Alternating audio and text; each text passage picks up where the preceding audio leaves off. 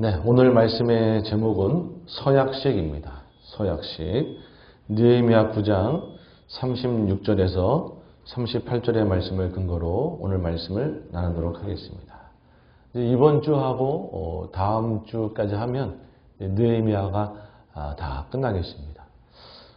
지난주에 저희가 살펴보았듯이 성벽 재건을 완공하고 그들이 종교적으로 7월 1일 나팔절을 맞이해서 무엇을 하면 좋을까 하다가 하나님의 율법을 더 잘 배우면 좋겠다. 그래서 나팔절 맞이 말씀 사경회, 말씀 대부흥회를 가졌다 말씀드렸습니다. 그것을 통해서 정말 자신들이 얼마나 죄가 있고 하나님께 불순종했는지를 깨닫고 이제는 회개를 넘어서 회개를 지나서 하나님 앞에 나아가서 하나님을 더 깨달아 알고 하나님의 은혜를 누리고 그들이 기쁨과 또 평안함을 누리는 그러한 시간을 가졌던 것이죠. 그리고 또 이어서 그 7월 안에 초막절이 있음을 발견하고 또 말씀 그대로 초막을 짓고 초막절을 지키는 초막절 부흥회를 또 이어서 그들이 가졌던 것이죠. 그것을 통해서 또 그들이 하나님의 은혜를 누리고 또 하나님의 말씀을 배우고 이제는 정말 하나님의 뜻대로 살아야 되겠다 결단도 하고 그랬던 것입니다. 자, 이들이 이렇게 부흥회를 갔다가 보니까 그때 누렸던 그 은혜가 한순간의 감정으로 흘러가는 걸 원치 않는 거예요. 그래서 그들이 누렸던 은혜 그리고 그들이 마음먹었던 결단들이 지속될 수 있도록 한 가지 귀한 행사를 그들이 계획을 하게 됩니다. 그게 뭐냐 하면 바로 서약식인 것이에요. 이 초막절 그 부흥회가 초막절을 지킨 것이 7월 15일부터 21일까지 이제 7일간 지키고 22일 날 마지막 성회로 모이면서 초막절은 끝나거든요. 그래서 23일 하루 쉬고 24일 날 우리가 정말 이 은혜, 이 결단이 한순간에 감정으로 끝나지 않도록 우리가 한번 서약하고 맹세하고 결단하는 시간을 가지면 좋겠다. 그래서 서약식을 갖게 됩니다. 자, 과연 이 서약식이 어떻게 이루어졌고 또 서약식 이후에는 이들이 또 어떠한 은혜들을 또 누리고 어떠한 결단들을 하며 살았는가. 우리가 오늘 살펴보기 원하는데요. 첫 번째는 서약한 것이 지켜지도록 노력해야 합니다. 서약한 것이 지켜지도록 노력해야 합니다. 자, 이 하루 온종일 진행된 이 서약식이 어떻게 진행되었는지 한번 보기 원하는데요. 한번 표를 보시면, 자, 서약식이 크게는 두 가지 순서로 구성이 되어 있습니다. 뭐냐 하면, 금식 성회가 이제 있었고, 이어서 서약식을 했던 것입니다. 그리고 이 금식 성회는 다시 두 가지 순서로 구성이 되어 있었어요. 그게 뭐냐 하면 말씀 성회와 회개의 시간이 한 부분을 차지했고 또 한 부분은 선포의 찬양, 선포의 기도를 레위인들이 앞에 나와서 대표로 선언하고 백성들은 화답하는 그런 두 가지 순서로 이 금식 성회가 이루어졌습니다. 그리고 서약식은 민족의 대표들이 나와서 서약하는 시간이 있었고 나머지 백성들은 다 서약할 수 없으니까 맹세로 서약을 대신하는 그러한 일이 있었던 것이죠.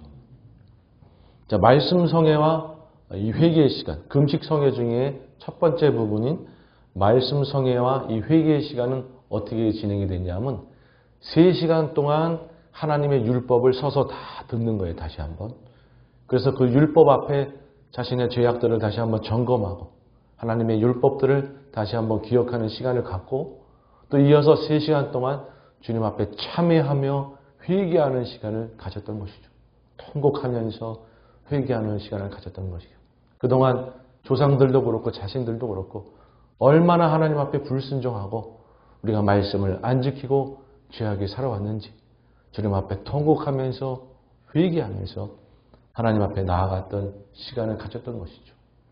그리고 나서 이제 선포의 찬양, 선포의 기도, 그리고 백성들이 화답하는 시간이 이어지는데 이 순서가 참 아름다운 어떻게 보면 시간일 수 있어요. 제가 지난주에도 그저 회개하고 그저 후회하고 슬퍼하는 것에 멈추면 안 되고 하나님 앞에 나아가는 자가 되어야 된다라고 말씀을 드렸지 않습니까? 이들이 자신의 죄를 깨닫고 통곡하는 시간을 가졌어요. 이제는 진정으로 회개하면서 하나님 아버지 앞에 나아가서 주님을 만나는 시간을 가진 것이에요. 자, 이 선포의 찬양, 선포의 기도, 그리고 백성들이 화답하는 시간이 어떻게 이루어졌냐 하면 레위인들이 대표로 한 사람씩 나와가지고 선포하면서 주님을 찬양하는 기도, 주님 앞에 간구하는 기도를 올리면 백성들은 그 자리에서 아멘 하면서 화답하고 마음으로 화답하면서 그렇게 시간을 구성했던 거예요. 마치 요즘에 무슨 민족 대성회 이런 거 있으면 대표들이 나와서 대표로 기도하고 거기에 모여있던 사람들이 아멘 하며 화답했던 그러한 것의 시초가 되었다고 볼 수가 있는 것이죠. 우리 말씀, 그들이 그러면 레위인들이 어떠한 기도들을 쭉 선포의 기도들을 했는지 한번 보기 원하는데요. 7가지 그들이 레위인들이 나와서 기도했던 거예요. 첫 번째 레위인이 나와가지고 전능하신 하나님의 성호, 하나님의 이름을 찬양합니다. 온 우주를 창조하신 창조주 하나님을 찬양합니다. 그렇게 선포하면 백성들이 아멘, 할렐루야 이제 했던 것이죠. 그 다음 순서 레위인이 또 나와가지고 우리의 조상인 아브라함을 부르시고 우리 민족을 선민으로 택해 주신 언약의 하나님을 찬양합니다. 그러면 또 아멘 하고 또 화답했던 거예요.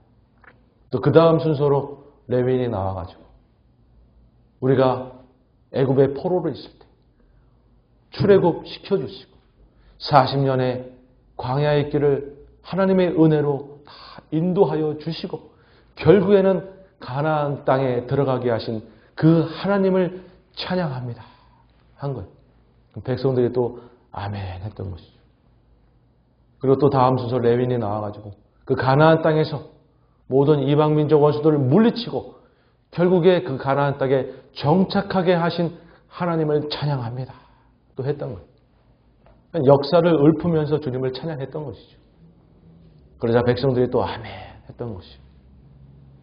그리고 나서부터는 조금 슬픈 내용이지만 그들이 고백하는 거예요. 자신들이 반복적으로 그럼에도 불구하고 하나님 앞에 죄를 지었던 죄인임을 고백합니다.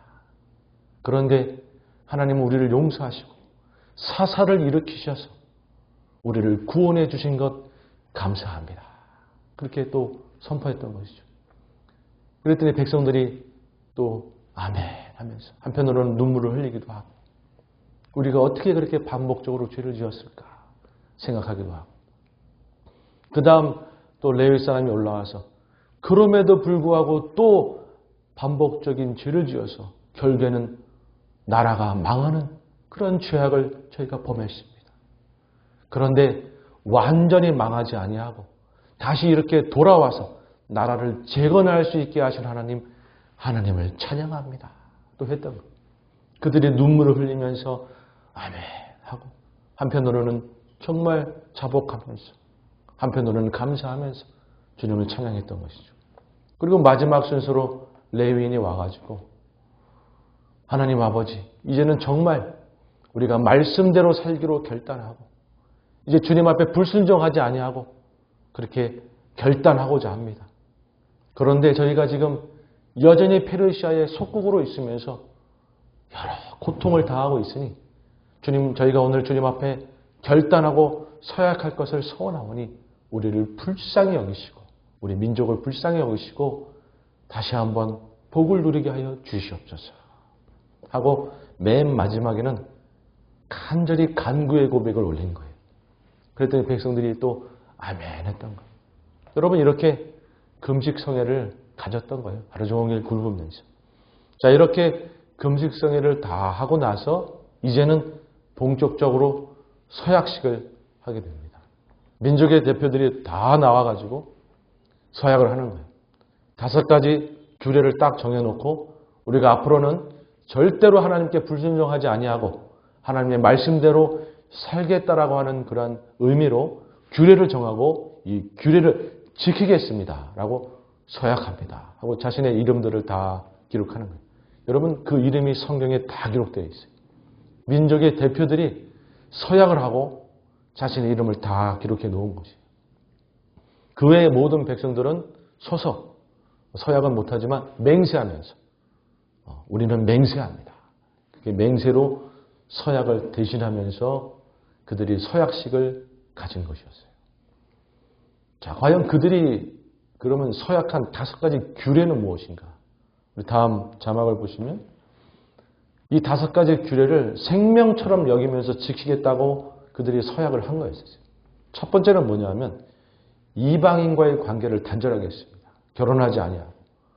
여러분 말씀드렸듯이 이거는 민족의 존폐가 달려있는 문제 아니겠어요? 이방인하고 결혼하면 우상 숭배하게 되어 있고 하나님을 또 떠나게 되어 있는 것이죠.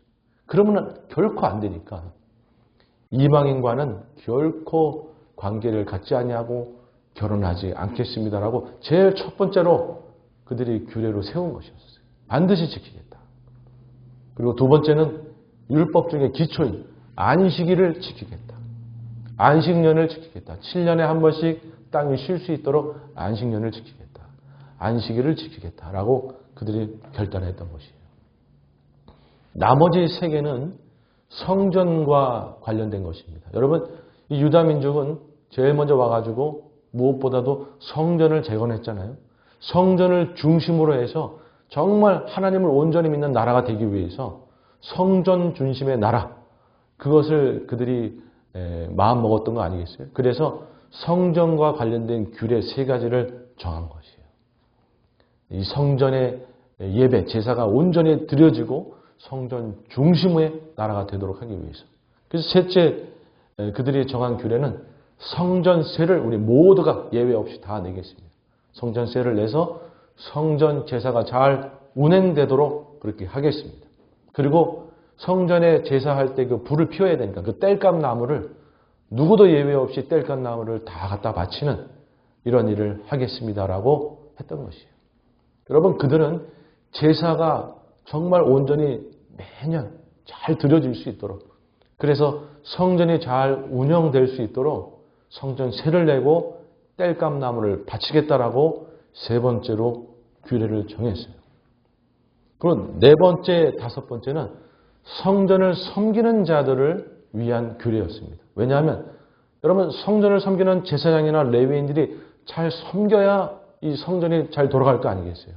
그들을 위한 규례였어요. 그래서 넷째는 뭐냐면 제사장들의 삶을 위해서 우리의 첫 열매를 하나님께 바치는 마음으로 제사장한테 드리겠습니다 라는 것이에요. 제사장들이 살 수 있도록. 제사장들은 특별히 자신들이 농사를 짓고 하는 게 아니니까 자신들의 첫 열매, 식물이든 동물이든 첫 것은 제사장한테 드리겠습니다. 속전은 뭐냐면 사람을 어떻게 바칠 수는 없으니까 자신의 첫 아들을 대신해서 값을 매겨서 헌금을 내는 거죠. 그게 속전이에요. 자신의 첫 아들을 그렇게 값을 매겨서 바치는 거죠. 그 속전도 제사장한테 드리겠습니다. 그리고 거제물. 이 거제물은 뭐냐면 여러분, 그 제사에는 드리는 그 어떤 의미에 따라서 번제, 뭐 소제, 화목제, 속건제, 속제제, 이거는 하나의 그 의미에 따른 구분이고, 제사를 드리는 방식에 따라서 구분되는 게 있습니다. 방식에 따라서. 태우는 거는 화제. 태우는 거는 화제. 그리고 제사를 이렇게 바칠 때 제물에 포도주를 부어서 이렇게 바치는 방식이 있어요. 그거는 전제라 그럽니다. 전제. 그리고 이렇게 들어 올려서 바치는 방식이 있어요. 그게 거제입니다. 그 제물을 흔들어서 이렇게 바치는 방식이 있어요. 그게 요제예요.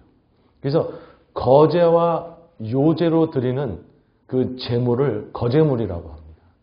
이 거제와 요제로 드리는 방식의 모든 제물은 다 거제물은 제사장한테 드리겠습니다라고 이야기를 그렇게 결단을 했던 것이죠. 이들이 규례를 정해서.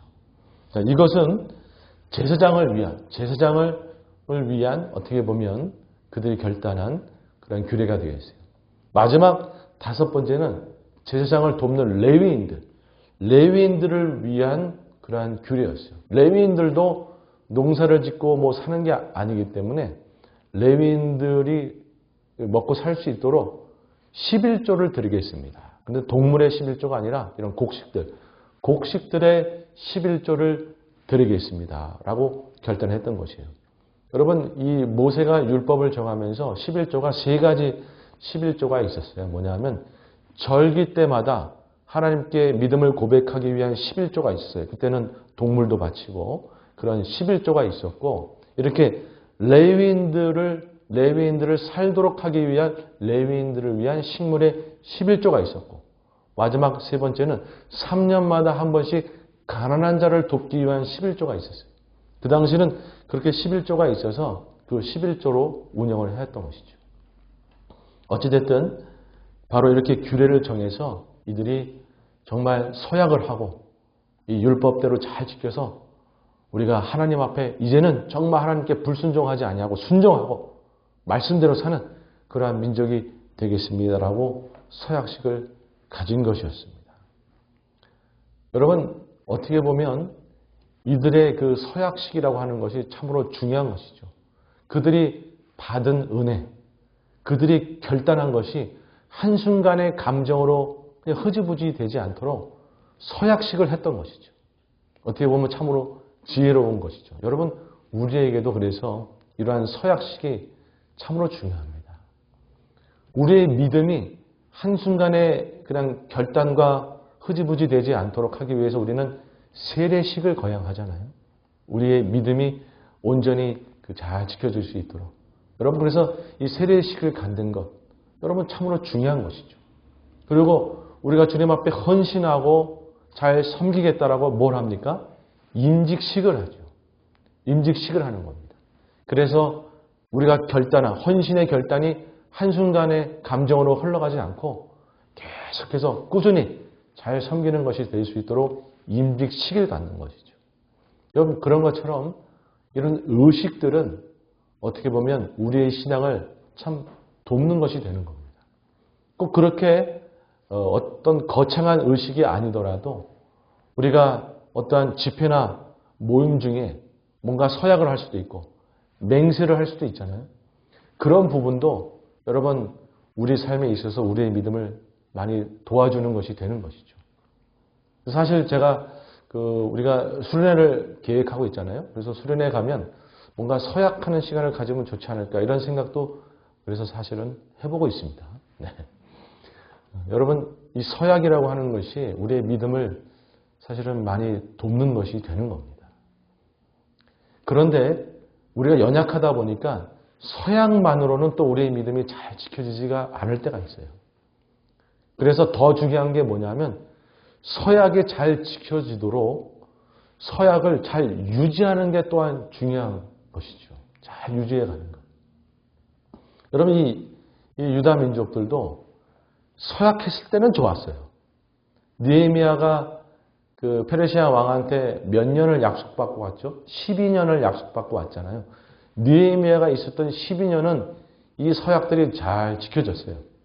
그런데 느헤미야가 12년을 잘 총독으로 있다가 돌아가자마자 언제 서약했냐는 듯이 이 모든 규례를 다 어기기 시작합니다. 참 보면은 우리가 참 그렇게 연약한 존재인 것을 보게 돼요. 여러분, 그래서 우리가 서약도 중요하지만 맹세도 중요하지만 그 서약이 잘 지켜지도록 노력하는 것이 어떻게 보면 더 중요할지 모르겠어요. 그런 의미에서 우리가 서약하고 맹세한 것이 잘 지켜지도록 돕는 것이 뭐냐 하면 바로 반복적으로 기억하는 것이고 우리가 반복적으로 모이는 것입니다. 말씀을 한번 보기 원하는데요. 여호수아 1장 8절 말씀을 함께 읽습니다. 시작.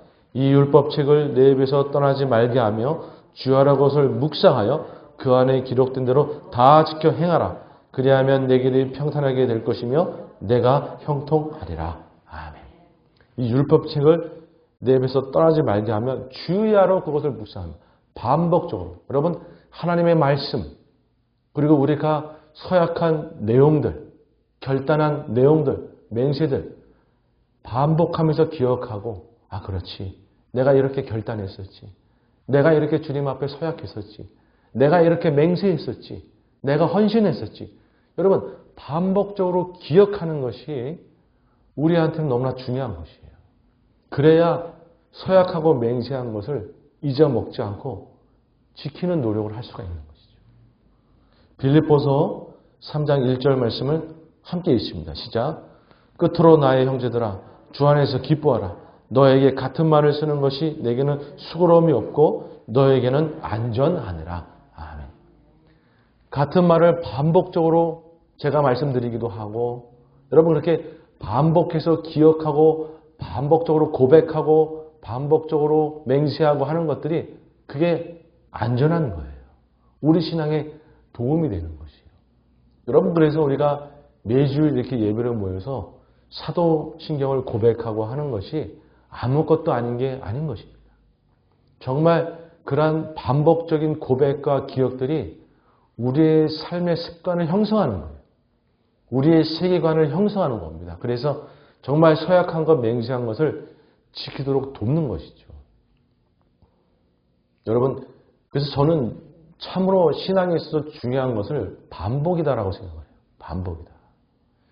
반복하는 것 외에는 방법이 없는 것이죠. 세상에도 반복이 중요하잖아요. 습관을 만드는 건 반복밖에 없다. 반복적인 훈련밖에 없다라고 세상도 이야기하지만 사실 신앙도 반복이 참 중요한 거예요. 또 하나 중요한 것은 함께 모이는 것입니다. 함께 모여서 서로 격려하고 서로 기억나게 돕고 여러분 이것보다 또한 중요한 게 없는 것이죠. 히브리서 10장 25절의 말씀을 함께 읽습니다. 시작. 모이기를 피하는 어떤 사람들의 습관과 같이 하지 말고 오직 권하여 그날의 가까움을 볼수록 더욱 그리하자. 아멘. 그러니까 자꾸 모이지 않으려고 하는 습성이 우리의 내재된 습성들이 있죠. 그런데 여러분 우리는 함께 모여야 합니다. 함께 모여야 하고 그래서 서로 격려하고 서로 붙잡아주고 서로 기억나게 해주고 그게 참으로 중요한 거예요. 여러분 그래서 성경에는 이런 기록들이 있는 것이죠. 사도행전 2장 44절 이하의 말씀을 함께 읽습니다. 시작.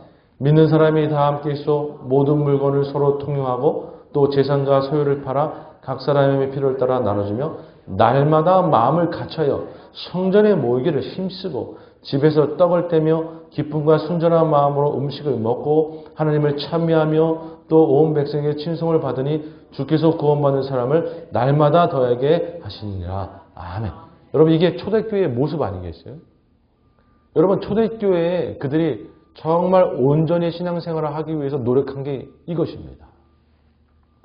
우리가 사실은 물건을 서로 통용하면서 재산을 팔고 이것까지는 잘 못한다고 할지라도 그 다음에 이어지는 날마다 마음을 갖춰 성전에 모이기를 힘쓰는 것 그리고 떡을 떼며 순전한 마음으로 음식을 먹는 것 여러분 이거는 사실 잘할 수 있잖아요. 우리가 마음만 먹으면 잘할 수 있잖아요. 여러분 그래서 우리가 함께 모이는 것 그리고 교제하는 것 여러분 참으로 이것은 너무나 중요한 겁니다. 신앙생활에 있어서 제일 중요한 게 무엇이라고 저한테 물으시면 저는 모이는 거다라고 얘기하고 싶어요. 이것만큼 중요한 게 없어요. 모여서 서로 격려하고 다시 하나님의 말씀을 기억하고 여러분 우리가 일주일에 한 번씩 이렇게 모여서 주일 예배 드리고 하는 것 여러분 일주일에 한 번 모이고 하는 이 모임이 우리한테 정말 소중한 겁니다. 이 모임을 통해서 우리의 믿음이 더 굳어져 가는 거예요. 단단해져 가는 거예요. 나도 모르는 사이에 자꾸 이것이 습관이 되고 자꾸 이것이 나한테 영향을 주어가지고 나의 믿음을 굳건하게 만드는 겁니다. 그래서 여러분 힘들고 어렵더라도 반복하는 것이고 모이는 것이에요. 알죠? 여러분 함께 모이는 거 그리고 이렇게 모여서 우리 함께 교제하고 식사하고 그 식사 준비하는 거 힘들고 또 막 짜증도 나기도 하고 이 더울 때는 더 그렇고 힘들죠. 그러나 여러분 그렇게 애쓰는 거 다 나한테 돌아올 줄로 믿습니다. 우리가 이렇게 애쓰고 노력하는 거 다 나한테 돌아오게 되어 있어요. 그것이 결국에는 나의 믿음을 단단하게 만들고 내가 맹세하고 결단한 것들을 더 지킬 수 있도록 붙들어주고 그렇게 하는 힘이 되는 거예요. 그래서 성경에도 반복하라. 주야로 묵상하라. 함께 모여라. 계속 이야기해주고 계시는 거예요. 때로는 저도 귀찮죠. 저도 귀찮죠. 왜 그런 예화 있지 않습니까? 아, 저 교회 가기 싫어요. 그랬더니 엄마가 하는 말이 얘야 너는 그 교회 담임 목사인데 안 가면 그러면 안 되지 않니? 그렇게 예외했던 거 여러분 아시죠?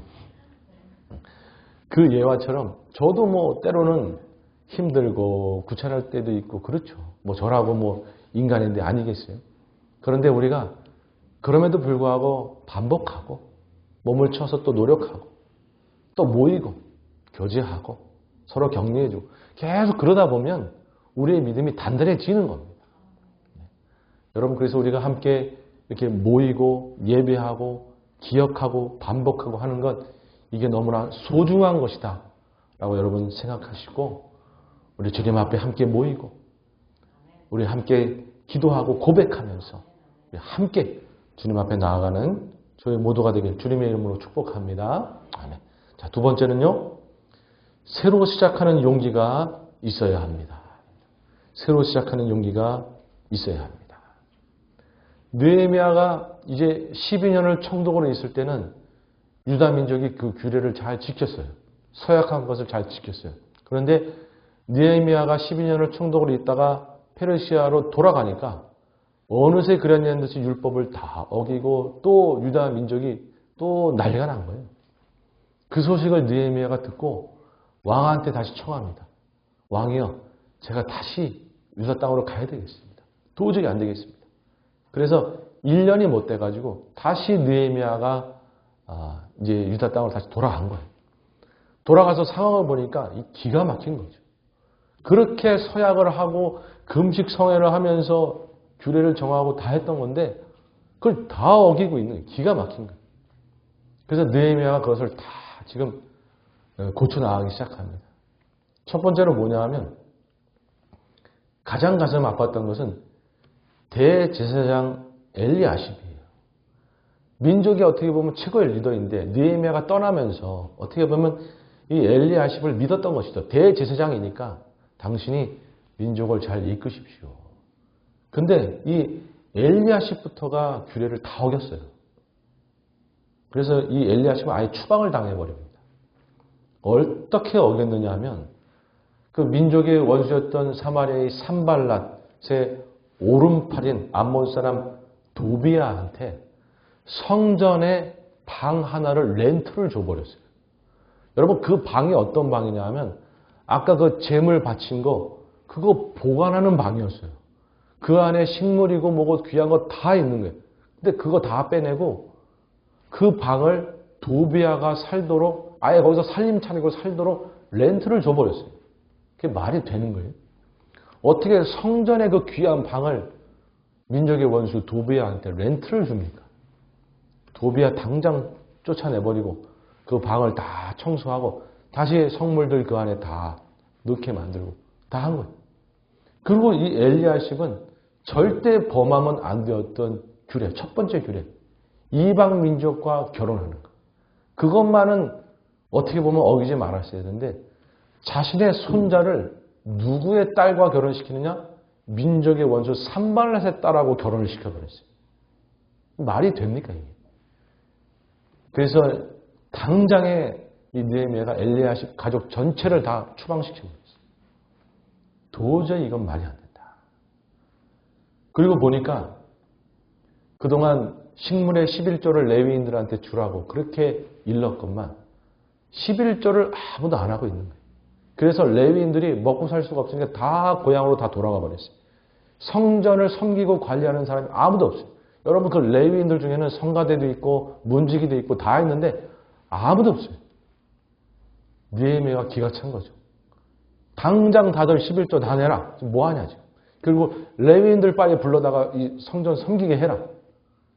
그래서 다시 11조 내게 하고 레위인들 와서 섬기게 만들고 다시 만드는 거예요. 그리고 안식일도 범하고 안식일날 장사하고 비즈니스하고 뭐 다 하고 있는 거예요 지금. 기가 막힌 거죠. 다시는 안식일날 아무것도 하지 마라. 이제 정말 안식일 날 뭘 하면 가만두지 아니하리라. 안식일을 온전히 지켜라 라고 했던 것이죠. 여러분 느헤미야가 그렇게 어떻게 보면 처음부터 다시 시작하는 마음으로 다 뜯어 고쳐버린 것이. 어떻게 보면 참 가슴이 아프고 힘든 작업이었지만 새로 시작할 수밖에 없던 것이죠. 여러분 그래도 다행인 것은 무엇이냐면 새로 시작할 수 있다는 게 다행인 것이죠. 여러분 우리 하나님은 새로 시작하도록 은혜를 주시는 분인 줄로 믿습니다. 여러분 만약에 잘못했는데 새로 시작할 기회 없이 넌 그것으로 끝 하고 하나님이 버려버리면 얼마나 불쌍한 거예요. 여러분 그런데 우리 주님은 우리가 뭔가를 잘못하고 또 때로는 실패하고 실수하였을 때 용서하시고 다시 시작하도록 하시는 분이시더라라는 것이죠.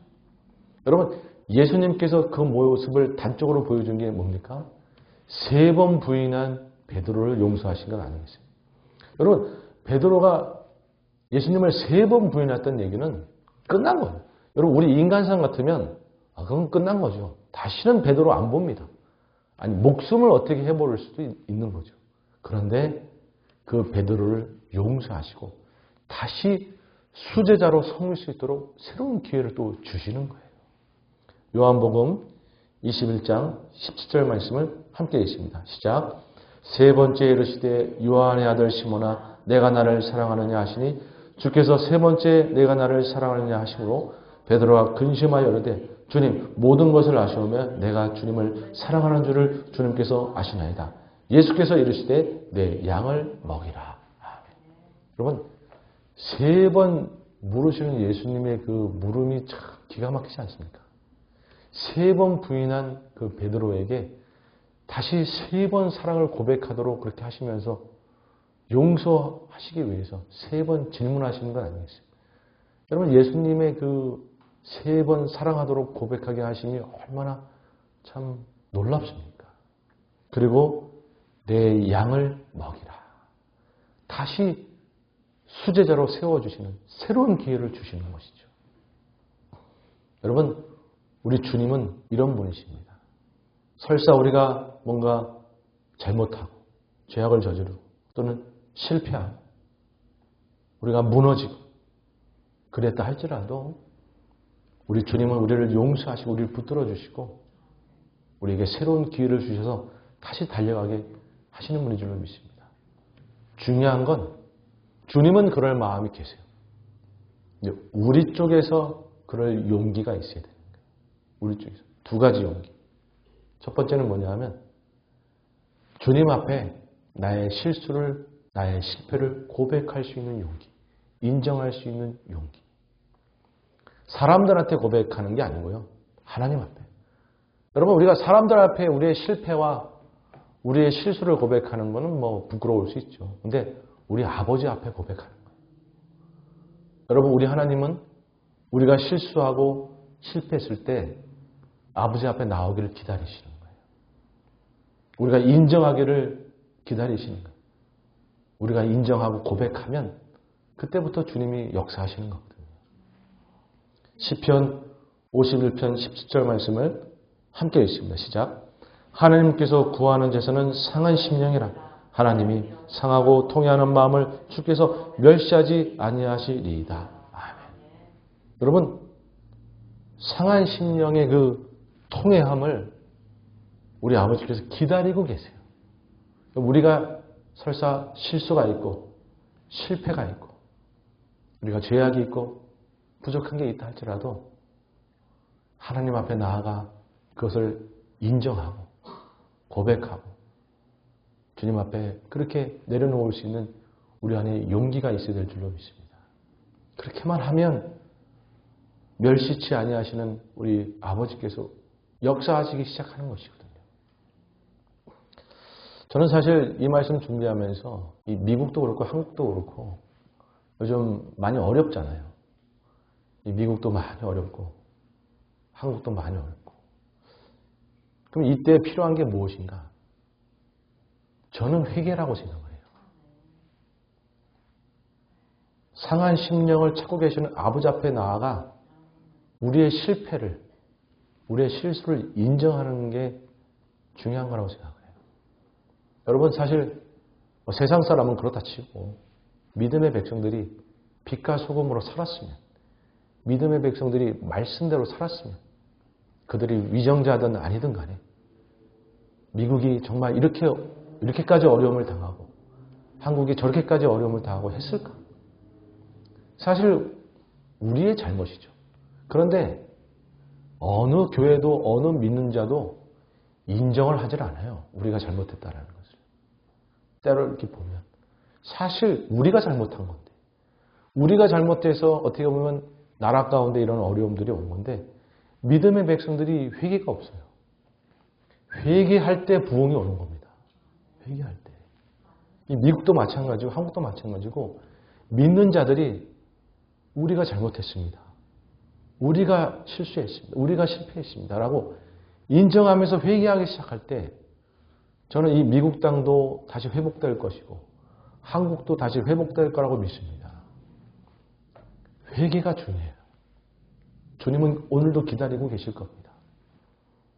다른 사람은 고사하고 여러분 우리 먼저, 나 먼저 주님 앞에 회개하기 시작하는 거예요.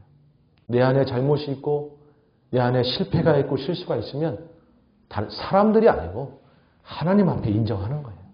하나님 앞에 고백하고 인정하고 나아가면 그때부터 하나님이 역사하시기 시작할 줄 믿습니다.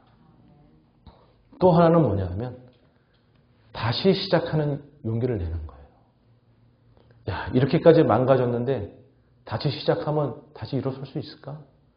내가 이렇게까지 실패했는데 다시 시작한다고 될까? 됩니다. 왜? 우리가 주님의 자녀이기 때문에. 세상 사람들은 모르겠지만 주님의 자녀들은요, 아무리 넘어져도 다시 시작하면 됩니다. 잠언서 24장 16절 말씀을 우리 한번 마음으로 고백하십니다. 시작. 대저 의인은 7번 넘어질지라도 다시 일어나려니와 악인은 재앙으로 말미암아 엎드려지느니라. 아멘. 의인은 7번 넘어져도 7번 일어날 수 있어요. 왜? 하나님이 용서하시고 새로운 기회를 주시니까 할 수 있어요. 우리가 다시 시작하는 용기만 내면 돼요. 다시 시작. 내가 될까? 일어설 수 있을까? 뒤로 물러나지 마시고 우리 아버지 앞에 나아가서 다시 시작하면 되는 거예요. 그러면 주님께서 일어나게 하시는 것이죠. 여러분 어떤 의미에서 우리 교회도 다시 시작하는 것일 수 있습니다. 그런 용기를 내는 거죠. 이렇게 적은데 우리 교회가 다시 클 수 있을까? 클 수 있습니다. 7번 넘어져도 7번 일어날 수 있어요. 우리가 주님 앞에 나아가서 용기를 내서 다시 시작하면 되는 거예요. 주님 앞에 다시 마음을 똘똘 뭉쳐서 힘내서 달려가면 되는 거예요. 그러면 주님께서 우리 교회를 일으키시고 부흥케 하실 줄 믿습니다. 자, 이제 말씀을 맺고자 합니다. 여러분, 우리가 주님 앞에 그 받은 은혜, 이것이 계속 이어지게 하려면 우리가 계속해서 반복적으로 모이고 반복적으로 기억하는 것 너무나 중요한 것이에요. 그래서 그날에 받은 은혜와 우리의 결단들이 계속 이어지도록 하는 저희 모두가 되었으면 좋겠습니다.